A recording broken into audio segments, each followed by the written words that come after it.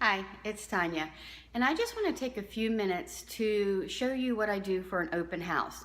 Now, I'm a huge advocate of holding open houses when you have a good listing.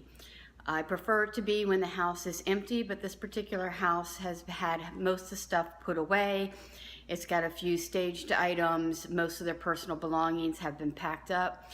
And of course, I made sure that all medicines and valuables were removed or locked up before we started the open house.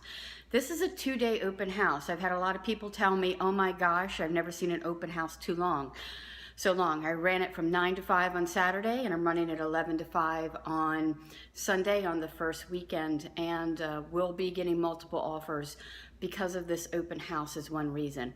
My goal is to get this house marketed and sold and under contract within the first weekend. That's it. So I do several things to make sure that my open house are successful because it is part of the marketing plan. And you know, many agents will tell you it does not sell a house. You're right. Some of the people that are placing an offer may have dug up their agent, tried to schedule an appointment, put the sellers out of their home for a while to come in and take a look. So they might have still bought it, but it's just so much easier and convenient to ask the sellers to go away for 1 to 2 days and get this done. So that's what I did.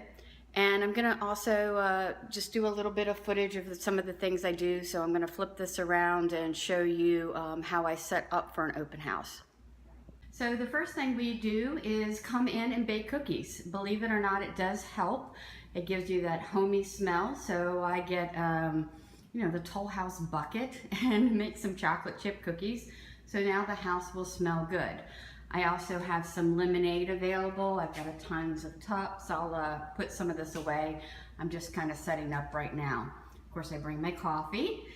I also bring a safety device, but one of the things that I insist on is there are at least 2 people here for an open house.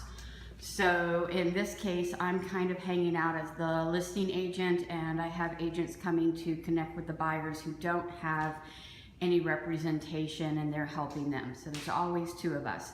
If not, look for a personal friend who just hang out, or sometimes lenders will join you. I have the sign-in sheets right here. I have candles burning. This particular house does have smokers who smoke inside occasionally, so that was an important part. I asked the seller for any information about the house, and this one was very organized, and she gave me whole booklets and permits and things on the pool, so we have all that ready. The other thing I do is I turn on all the lights in the house, all the ceiling fans. I have everything lit. I open up the blinds in the window, especially if they have a good view. Out here, before they enter, I have 2 things. Thank you for visiting, and I let them know it is occupied by the current owners and that they're going to be asked to check in when they walk in the front door. Now, there are several doors to this house to give you access. However, the only ones mainly open for entrance is here. The other thing that I have, and this is over an acre property, so I'm not going to walk the whole thing. Out here, I have the hours. I might put that out Friday night to let people know it's coming. And I leave it up through the whole thing. You can see both days are listed on it.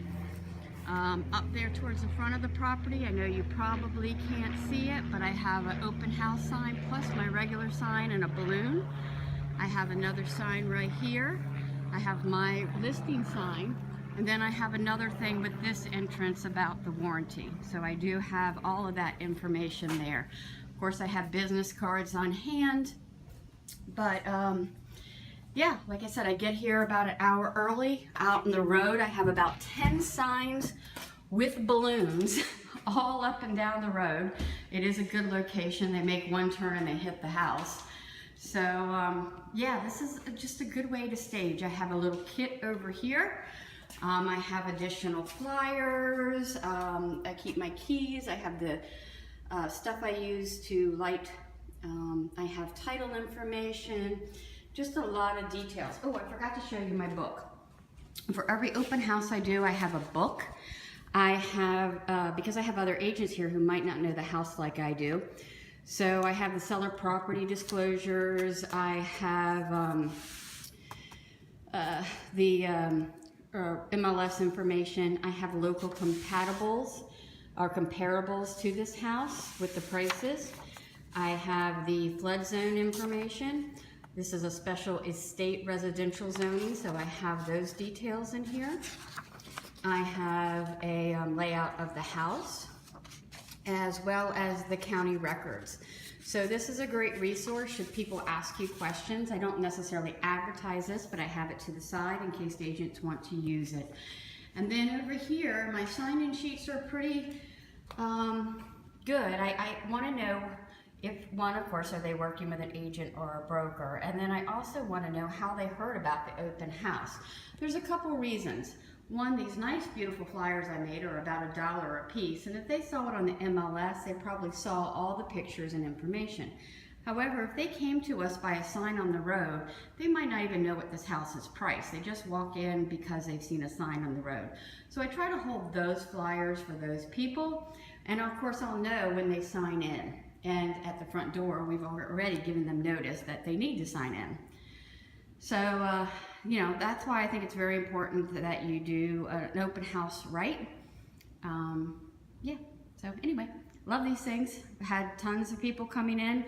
Had 16 families the first day, which I think is good. It was advertised on social media. It was advertised Craigslist. It was on Zillow, the MLS. So we did get it out there a lot. So anyway, good luck.